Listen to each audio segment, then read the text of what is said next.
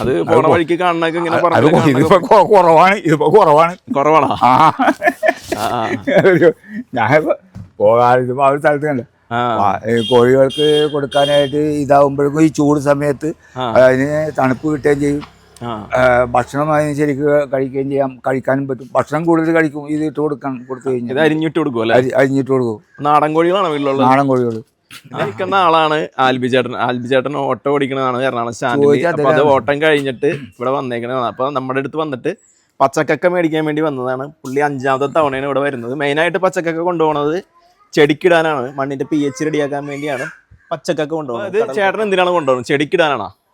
ഞാനിത് ചെടിക്ക് ഇടുക ചെയ്യും. കോഴിക്ക് കാൽസ്യത്തിന്റെ കുറവിന് വേണ്ടിയിട്ട് ഇത് കൊടുക്കുന്നത് നല്ലതാണെന്ന് അറിഞ്ഞതിൻ്റെ പേരിൽ അതിന് കൊടുക്കുകയും ചെയ്യും. കൊടുത്തിട്ട് എന്താണ് ഗുണം? എന്താണ് അതിൻ്റെ ഗുണം വെച്ചിട്ടുണ്ടെങ്കിൽ മുട്ടക്ക് നല്ല ബലമുണ്ടാവും, മുട്ട വലിപ്പം കിട്ടും, കാൽസ്യം കിട്ടുമ്പോൾ കോഴിയുടെ തൂവലുകൾക്കൊക്കെ നല്ല വളർച്ചയും ഭംഗിയൊക്കെ ഉണ്ടാവും.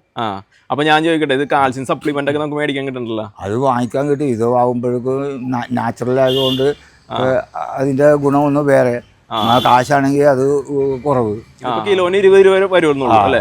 മറ്റേത് 100 ചില്ലാനും 200 രൂപക്ക് താഴെ വരും സപ്ലിമെന്റ് ഒക്കെ മേടിക്കുമ്പോഴേക്കും.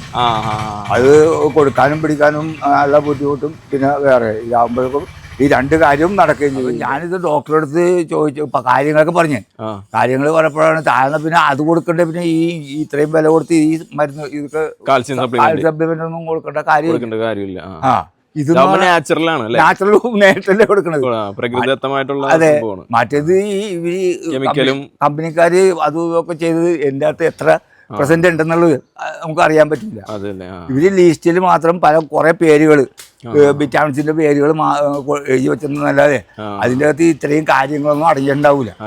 നമുക്ക് ഈ കോഴിക്ക് വേണ്ടത് കാൽസ്യമാണ് മെയിനായിട്ട്. ബാക്കിയുള്ളത് കുറേശ്ശെ മതിയെങ്കിൽ അത് ഭക്ഷണത്തിൽ നിന്ന് കിട്ടിക്കോളും. ഞാൻ ചോദിക്കട്ടെ, പണ്ട് മുതലുള്ള ആളുകൾ ചെയ്തിരുന്ന പറഞ്ഞാല് മുട്ടയുടെ തോട് പൊടിച്ചിട്ട് മിക്സിലിട്ട് പൊടിച്ചിട്ട് കൊടുക്കുവായിരുന്നു. അത് എന്തോരം വെച്ചാൽ ഞാൻ ചെയ്യേണ്ടുന്നത് അത് ഞാൻ പറഞ്ഞില്ലേ, ഈ പറഞ്ഞത് ഈ മുട്ട തോണ്ടെന്ന് വെച്ചാൽ എന്തോരം കോഴി കൊടുക്കാൻ പറ്റും വെച്ചാൽ ഒരു ഈ 5-10 കോഴിയുടെ തൊണ്ടെടുത്ത് ഒരു കോഴി തിന്ന് തീർക്കും. മനസ്സിലായ? അപ്പൊ പിന്നെ അതിന് കിട്ടുമോ? ഇത് എല്ലാത്തിനും കിട്ടാൻ വേണ്ടിയിട്ടാണ് ഈ കണക്കൂട്ടിൽ തീറ്റയിൽ കുഴച്ചു കൊടുക്കണം. ഇത് കൊടുത്തിട്ട് മുട്ടയുടെ തോടിന്റെ കനം കൂടിയിട്ടുണ്ട് അല്ലേ? അത് കനം കൂടിയിട്ടുണ്ട്. പിന്നെ ഇത് കാൽസ്യം കുറഞ്ഞു കഴിഞ്ഞാൽ പരസ്പരം കൊത്തി അങ്ങനെ ഉണ്ടാവും.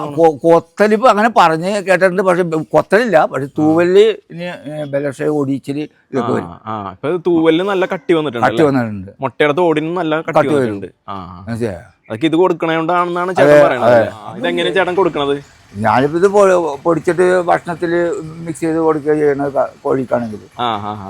എത്ര കോഴിയുണ്ട് ഇപ്പൊ നിലവില്? എനിക്കിപ്പോ 23 കോഴിയുണ്ട്. 23 കോഴി അല്ലേ? എത്ര സെന്റ് സ്ഥലമുണ്ട്?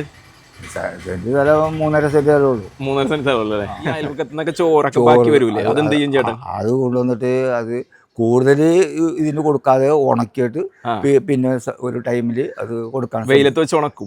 ചോറ് ബാക്കി വരുന്ന ചോറ് കോഴിക്ക് കൊടുക്കും. കാരണം കോഴിക്ക് ഒരു ലിമിറ്റിലെ ഒരു ദിവസം പിന്നെ ഇത്രേ കൊടുക്കാൻ പാടുള്ളൂ. കൂടുതൽ കിട്ടിയെന്ന് വെച്ചാൽ അത് കൊടുത്തിട്ട് കാര്യമില്ല, അത് ദൂഷ്യമേ ചെയ്യുള്ളൂ. അപ്പൊ അതുകൊണ്ട് അത് കൊടുക്കാതെ അത് ചീത്തയിൽ പോകാതെ ഇരിക്കുന്ന കമ്പനിയിട്ട് അത് ഉണക്കി സൂക്ഷിച്ച് വെച്ചിട്ട് കുറച്ച് കോഴികൾക്ക്. പിന്നെ ഫ്രീ ആയിട്ട് കിട്ടുന്ന മില്ലിലല്ലേ? സുഹൃത്തുക്കൾ മില്ലിൽ നടത്തുന്ന സുഹൃത്തുക്കളുടെ വേസ്റ്റ് പൗഡർ മുളക് കൊടുക്കും. അത് മുളകും കുരുമുളക് കൊടുക്കും. കുഴപ്പമില്ല. മുളകൊക്കെ നിങ്ങൾ ഇഷ്ടംപോലെ തിന്നണല്ലേ?